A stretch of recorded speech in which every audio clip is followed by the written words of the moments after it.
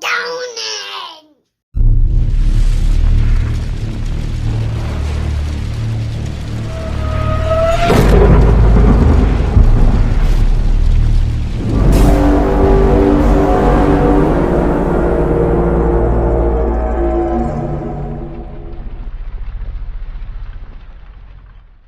And I'm envious and jealous of Dave's ability to go and be free as a comic in the times where we desperately need to be. Yes. We desperately need to be, and Dave can be. And I bow down to him. I called it, I don't give a fuck about these numbers, anything I got. Dave, in my opinion, you're the GOAT. In my opinion, your last special has allowed you to surpass the Richard Pryor. In my opinion, he stood up for comedy. Whether you want to see that or not, Right. he did that. Yes, he did it when there's the most pressure. When it was the most fucking pressure, and when the times of, we can cancel you, by the way, which is the stupidest shit that I've ever fucking witnessed in my 40 years of life. Dave Chappelle said, fuck all that. Do what you gonna do, I'm gonna do me. That is epic. That is groundbreaking. That is GOAT-like behavior. So I bow down to Mr. Chappelle. And for Dave Chappelle to be like, I'm the biggest comic in the world, I'm making history, but mostly what I'm known for now is trolling trannies. That's what he's known for now. Like, Well, that's no, unless you watch his special in the public forum, that's Right. what he's known for now. That's so funny. As the It's funny, top but I comic in thought the world. I thought the most egregious moment of that special, and granted, Chappelle is my favorite. I didn't see it, comedian just of to all be time. fair. I didn't see it. Yeah, I didn't he's see it. I he's saw my favorite clips. comic. I saw clips, and he's a great comic. But I love him. I Yeah. think the worst part about it, where it's like, do whatever you want in terms of material. I personally am not all that interested in the subject, and that's why my mind kind of wandered throughout. But I thought the part where it was like, oh, that's not even like, it didn't even seem like a him thing, or at least him from a while ago, is him like earnestly calling himself the GOAT during it, and like, just kind of talking about his greatness in a very sincere way. I was calling because I'm doing a show and I need an opening act. And I was wondering if you'd open the show. And she was like, fuck yeah. Now, I didn't know this at the time, but this woman had only done stand-up comedy 8 times in her life. This is little to no experience. And now she's about to open a show for what many call the GOAT.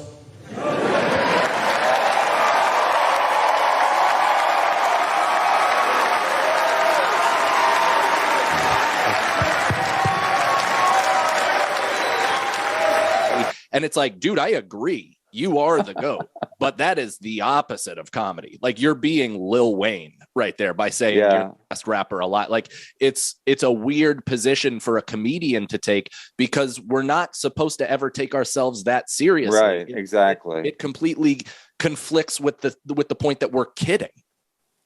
Yeah, you're right, because I'm not just saying that because you're here. You're right, because if you think that you're, if you think that you're the GOAT, then you think that like everything you do is great, and then you think, and then even if it's not great, everyone tells you it's great, and then you tell yourself it's great, and it's not. It's fucking not.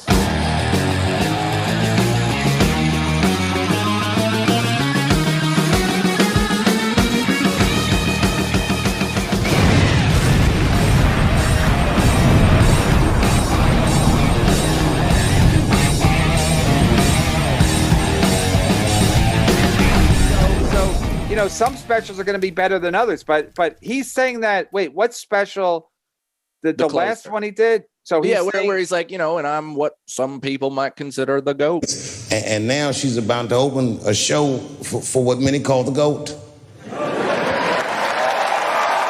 Like, something like that, where he was just, openly being like, I am. And it's like, yeah, you are. But what a weird thing to drop. Like, it just doesn't, it doesn't feel comedy to me. But also comedy is changing in the sense that like it's becoming a bit more influencer based, where people are watching comedy as a prospective lifestyle to strive for. Yeah. So I agree. And I also agree that like, it is people are trying to make themselves like this, like, you know, everyone's trying to brand themselves, but everyone's trying to make themselves like bigger than life. So if you are, you know, Dave Chappelle, and then everyone tells you you're the GOAT, and yeah, I think it is a problem if you start believing it. I think it starts to, also, I think they do it because really great jokes are hard to come up with. So they want their fans to just like think they're like an entertainment commodity, where like he just entertains us. Like, yeah, there was some good. My wife was watching his, and my wife, you know, used to love him when I first met her,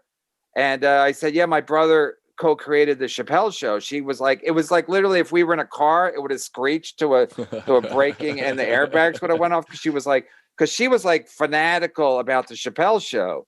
So she said her the last special, I didn't watch it because I'm just not that interested. But, and I'm not saying to be arrogant, I'm just saying I'm not that interested. Yeah. But she said there's like 3 jokes. It's all just like him preaching, and it doesn't make you laugh. And she said it's also kind of depressing that it doesn't make you laugh. It just kind of sits there, and he has a lot of opinions, and it's like, but opinions are easier to come up with than funny jokes. Everybody knows that.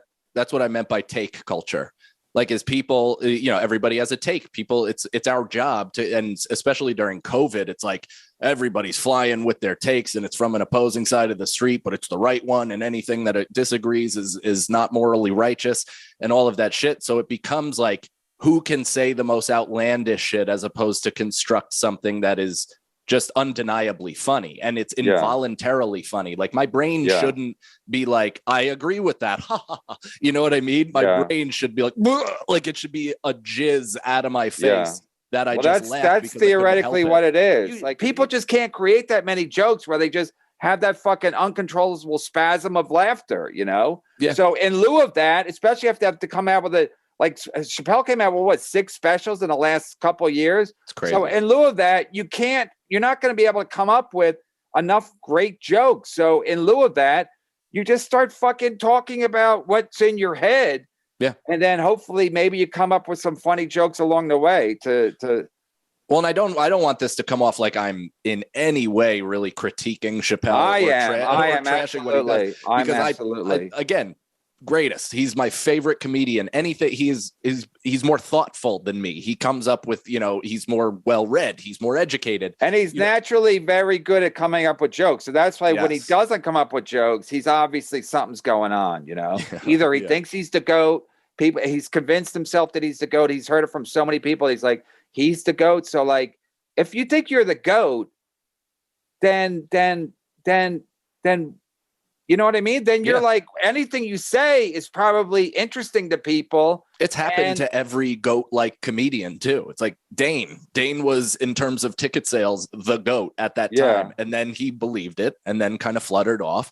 Even like, you know, Kevin Hart has had really funny specials. And then as soon as he got like super successful, there's some weaker ones. And I actually thought the one in his house was pretty good. But like, you know, it's hard. It's hard to wrestle with the fame and hard to wrestle with your surroundings telling you that you're correct, because all I hear is how wrong I am. And that drives me to then hopefully be super funny. And, you know, if I am great. If not, whatever, try again under anonymity.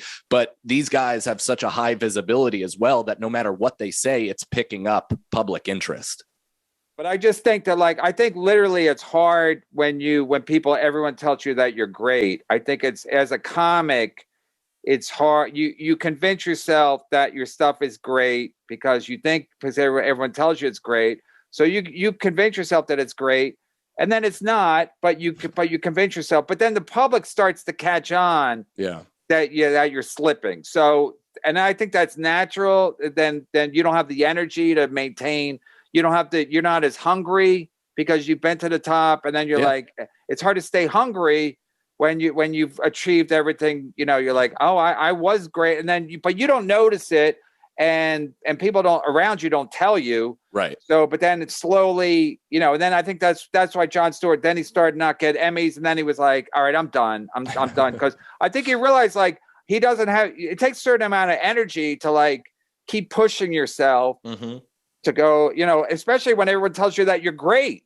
Yeah.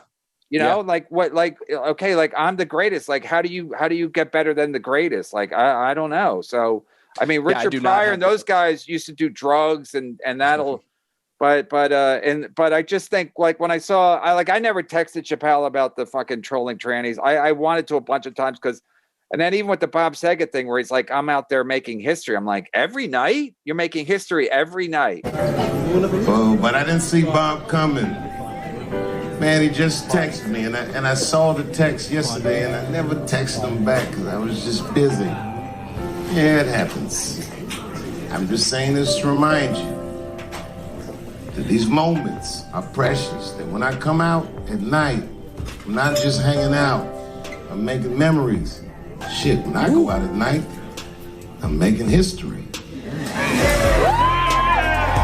But that's what he convinced himself that, and the people around him tell him he's great. And then, so what, why would he, you know, he's like, all right, I'm the greatest. I'm the greatest.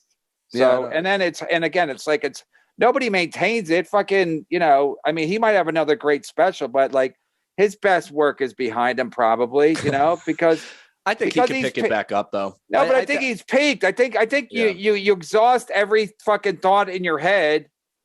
And then you're like, what are you left with? Then so unless something happens to Chappelle where he really gets inspired by something, I think, you know, he's just gonna be doing what he's doing. It's gonna be fine. But it is sad that, like, to my point, and I am the host of the show, so let's focus on that. But it is sad that, like, that's, you know, the fact that he's like, instead of just going like, yeah, you know, he's like, I'll argue, I'll go to your school and I'll argue with you about being transgender. It's like, dude, just shut the fuck up.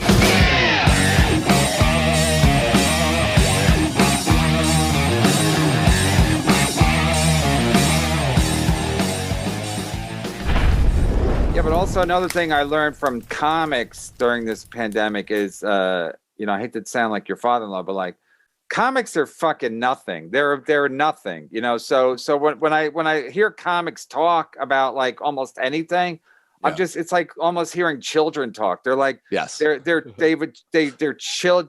First of all, they are like children. They always want to make a joke and they always want to like, but they're idiots. Who gives a fuck what they have to say because you know, it's like, it was almost like after 9/11 where you know, everybody was like, you know, the real heroes are the firemen and the cops and everything.